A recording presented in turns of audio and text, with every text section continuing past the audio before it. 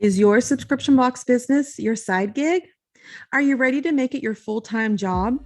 Let's talk about what you need to do to make it happen. Come listen.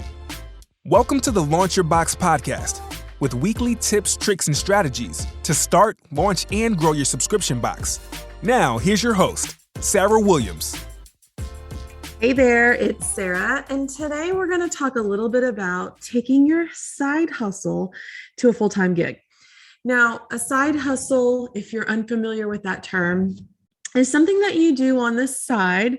Typically, you have a full-time job, you have something that you have income from full-time, and you start a side hustle to make income on the side to help yourself, your family, save for something, take vacations, whatever you use your side hustle for. That's completely up to you and your family. But a lot of people have a side hustle to supplement their income, their everyday living income. And a lot of people in our community, in the Launch Your Box community, they have a side hustle with their subscription box. I started my business as a side hustle. I was working full-time. I was an art instructor and I was teaching at a local studio. And I started my business. I started making these frames. And it was never this business that I started that I thought would ever become like it would become my business. It was this side hustle. It was a way for me to earn extra money. And it was great because it helped our family a lot. You know, we lived paycheck to paycheck for just a very, very long time.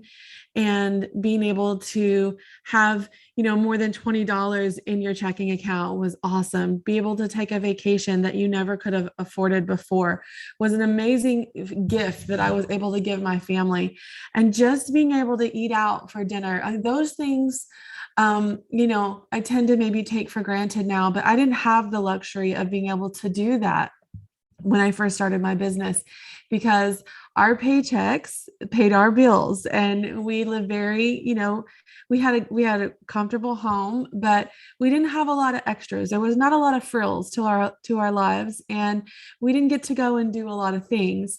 And so when I started my little side gig, it was the way that we had extras. We had money to go eat out. We could go to the movies. We could take a weekend trip, and we weren't able to do those things very often before. And so if you're sitting here right now listening and you've got your side gig going, and I want to say I'm proud of you because you work all day at your real job, and I say real job, but I shouldn't say that, your regular job, and then you work all night on your side gig. And my children were little. My children were babies. And they were young, and I would put them to bed. We would do bath time. I would get them put to bed, and then I would stay up and I would work into the hours of the night working on my side gig, never with the dream of building a business the way I have, but always just this feeling of accomplishment that late at night when I'm painting in our extra dining room, I knew that I was bringing something extra to our family, and it was making our lives better, and it made us more comfortable and less stressed out. It was taking some of the financial burden of our family off, and that made me feel good about myself, and it made me feel good about what I was doing. And I loved my side gig. I would rather do that all day long than go to my regular job. And so many of you might be feeling that way. And you might be using that income for those extra things in your life. And I love that you do that. And I love that you are using your income that way. But maybe you're to the point where you can see the potential of your business. And when you can start to see the potential of the way your business is going, and it's no longer looking like this side gig thing, but now you see the potential of it being your full-time gig. How do we get there? It's a struggle. And it's not something that you want to gamble with. Your family's finances are very important. And there's more that comes with a full-time job than just the paycheck, but you have benefits and things like that. When you work for yourself, those aren't as easily available for you as when you're working for someone else. But I'm going to take you along a journey of mine of how I went from having a side hustle to my full-time business. I went from just having an extra couple $100s in my pocket to building a multi-million-dollar business. And what I can pay myself now in a month was more than I made in a year's time. And I know that you can get there. And it's not hard, but it's a journey. And we have to make a plan. We have to take that roadmap and look at this as a long-term goal. So if you're ready to start taking your side gig and making it your full-time gig, let's talk through that and let's see what that looks like. And let's put that little target point on the map. So the first thing that I really want you to think about is, what is the income that you need to replace? So what is that yearly salary, or what does your yearly income look like when you add up your paychecks? What is that dollar amount that needs to be replaced? And I'd love for you, if you're in a place where you can grab a piece of paper, let's just start making some notes as we talk through this. Because when we get done with this podcast episode, I really want you to feel like you have an idea of what it's going to take your part-time gig into a full-time gig for you. So let's just jot down, what is that salary? What is that yearly income that needs to be replaced before we can quit our job? And then there's a couple other things, because quitting our job and going full-time with our business isn't always about the money. It's not always about that income, but it's about maybe the time that you are working.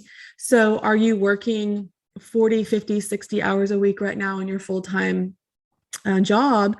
And maybe the goal is that you want to work less. You want to have income enough to pay your bills, but you are tired and you want to work less. So maybe that's one of your goals. Maybe you want to make more income. Maybe you want to have more revenue than you're currently making. So is that the goal of the business? Maybe you want to buy your dream house, or maybe there's some big picture, big ticket item that's been on your dream list for a while and you're ready to make that happen for yourself. So I want you to really figure out, what is the goal here? For me, the goal was to be able to do something I really loved doing and be able to replace my full-time income, like have enough money in my bank account that I could go to the movies when I wanted to, that I could go out to dinner anytime I wanted to, and be able to pay my bills at my house comfortably.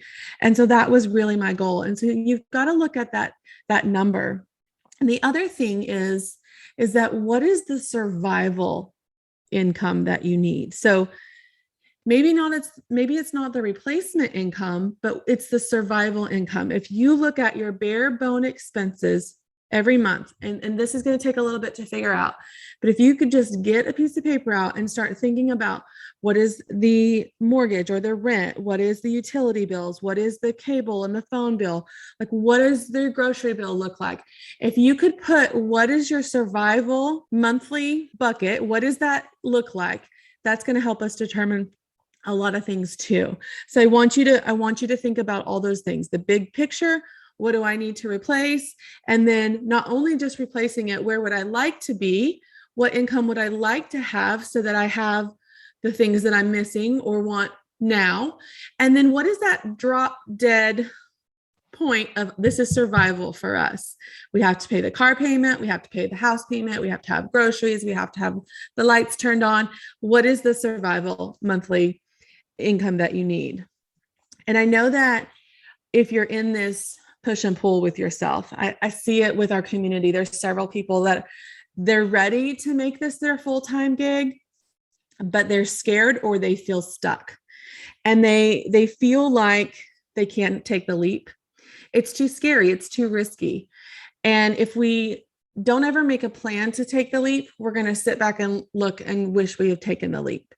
It's a security blanket. Like, having that steady paycheck in our bank account is our security blanket. Having the benefits so I can go to the doctor whenever I want to, that's a security blanket that we have. And it's a great benefit and it's a great thing, but we have to decide, what do we want to do long term? And so once we figured out what the replaceable income we need is, and then what is our survival income, what do I need just to survive? We have to figure out, is there someone else in the household that helps pay those bills?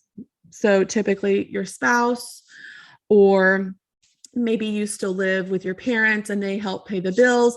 Like, what portion of that survival income that's needed can be covered by someone else in the household?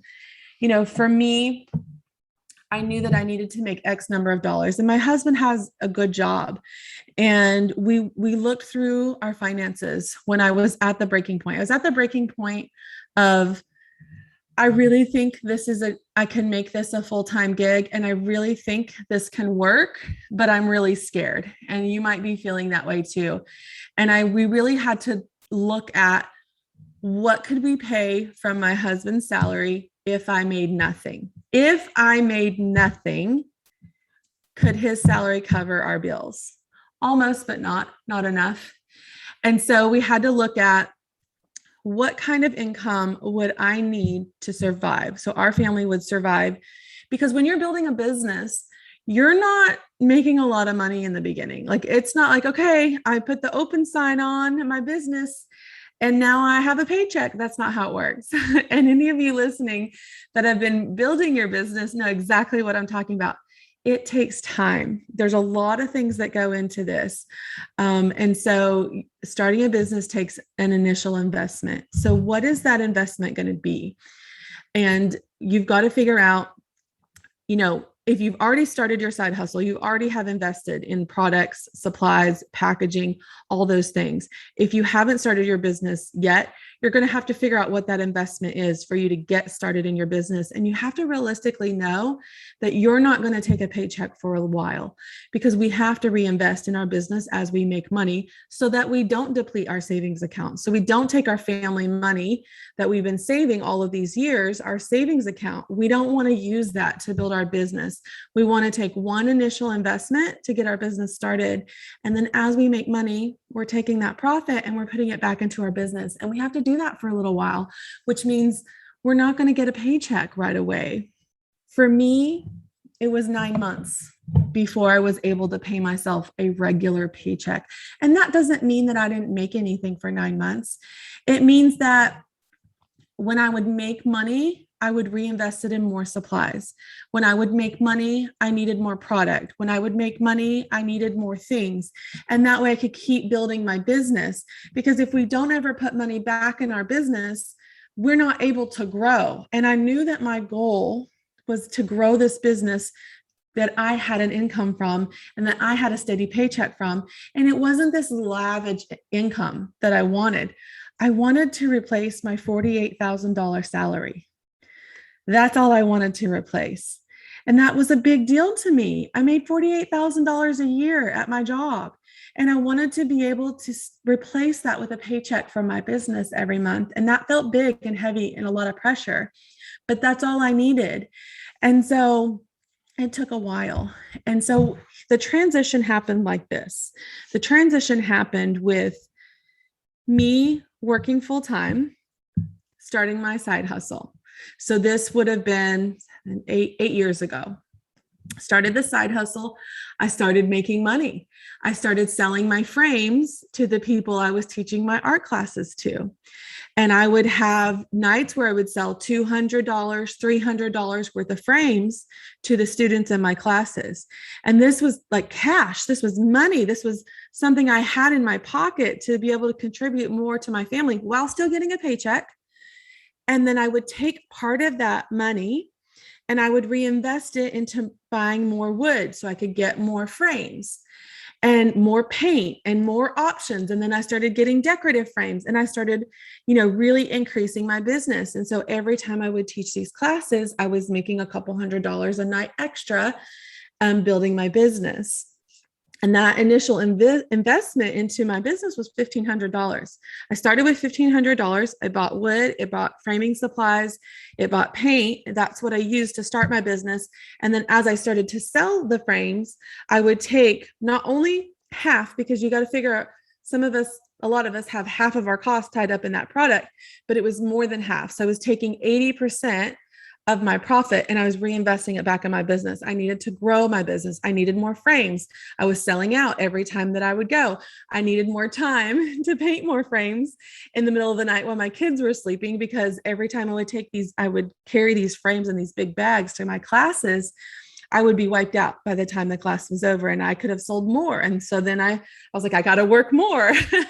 And so this is how the business started. It was all doing it out of my home. I didn't have a lot of overhead, but this started building my business, and I had extra money to go do extra things. But at that point, it wasn't replacing my income. And I knew that I needed to have a strategic plan to be able to say, I want to do this full time. And the thing about that is that it starts off, you're not going to make enough sales to do it full time for a little while, and that's okay. But if you can have sales every week or sales every month, it starts somewhere, and you just keep building off of that, and you reinvest your profits back into your business so that you can continue to grow it. I was doing that, and I did that for almost a year. And then I looked at my husband. I said, I think I want to quit my job. And he was like, whoa, what are we doing here? We just got comfortable. We've had this little extra side hustle money. We've paid our bills down. We paid off credit cards. We were at the point where we were starting to pay off one of our cars. Like, we were really financially helping our family. And now it's like, hey, I want to leave my steady paycheck that goes in my bank account every month, because one, the time I needed to grow my business, I no longer had. I was working during the day full time and then working at night almost full time as well. And so it was like burning the candle at both ends. And I had no more time to make more money in my side hustle because I had no more hours left in the day. And I knew that if I wanted to increase that, I needed to decrease something else. And so the conversation went like this. It went something like, I'm going to use my profits from this Christmas season, and we're going to save those into this special bank account that's going to be my nest egg for when I quit my job. And so I did a lot of Christmas shows that year. I taught extra classes, so I had extra income on my paycheck, and also I had extra side hustle money too. And I kept funneling this money into this bank account. I wasn't spending it. I wasn't paying off that car that I wanted to. I wasn't taking extra trips. We weren't buying expensive things. I was funneling it into this special account. And I knew that I needed 6 months worth of that survival amount in this account before I would feel comfortable quitting my job.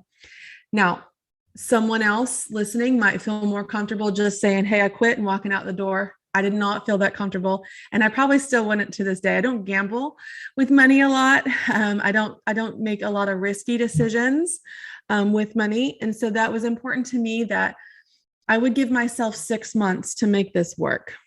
And I knew that if in 6 months I couldn't make this work, I have a great resume. I have a great education. I have a great, solid work history. I can go find another job. And I wasn't worried about that.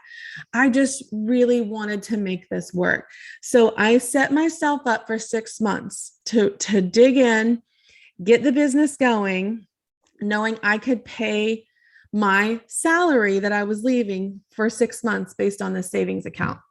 And so that's the first challenge. What would 6 months look like for you? And what can you do now while you're working your side hustle to generate enough extra revenue to build 6 months worth of income for you as a nest egg? And maybe you don't need that much, but it's the survival amount. It's not a huge amount. It's what bills do I have to cover that no one else in my household can cover? So it was, what bills did I need to cover that my spouse was not able to pay with his paycheck? And so I put that money in an account, and I quit my job.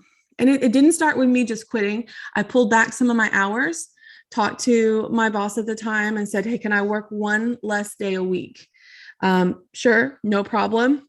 I used that day to start building my business even more. I had more hours in the day to do social media, to do email marketing, to make the product I was selling. And so I started pulling back, and I worked one less day a week. And then I started working 2 less days a week. And then it got to the point where I had to quit because she wasn't going to let me keep working less and less. And so I had to make that really hard decision. It's a hard decision, y'all. It's a hard decision. And I ended up leaving and started my new full-blown big girl business. And it was hard. I was selling stuff. I was working every day, all day, doing the things, but it took me a while to really make enough revenue that I didn't have to put it back into my business, that I could start taking some money. And I would take some, every now and then I would take some money to make my car payment that month, or I would pay myself so I could, pay part of the utility bills or something like that. I would take money, but I wasn't taking money steadily. And so I wanted to get to the point that no matter what happened, I would be able to give myself a paycheck every month. So I want you to think about what that is. What's that minimum? And then I need you to start making a plan to work towards that. So what's the date? So we're going into the holiday season. You're probably going to make some extra money this holiday season. Can we bank that extra money into an account? This is I'm going to quit my job account. Can we bank that right now? Figure out what those survival expenses are so that we can make a plan for the new year. And then we have to put a target date on this. So what's that target date look like? Is that 8 months from now? Is that 1 year from now? If we don't ever make a target, we cannot hit it. We'll just keep pushing it down the road. So I need you to get your calendar out and make a target date to quit your job. If you always have that security blanket, you won't hustle as hard. Like that's it. Like that's the bottom line. If you always have that paycheck, you don't have to hustle that hard. So is that security blanket stopping you from realizing a bigger dream, a long-term dream? That's the question I want you to ask yourself. I don't want anybody quitting their job all willy-nilly and not being prepared for that. That's not what we're about. I want you to plan for it.